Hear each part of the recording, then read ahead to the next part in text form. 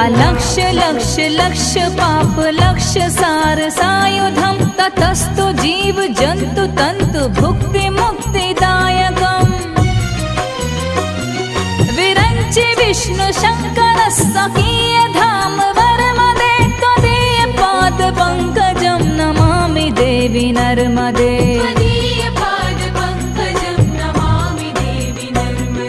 Namami Devi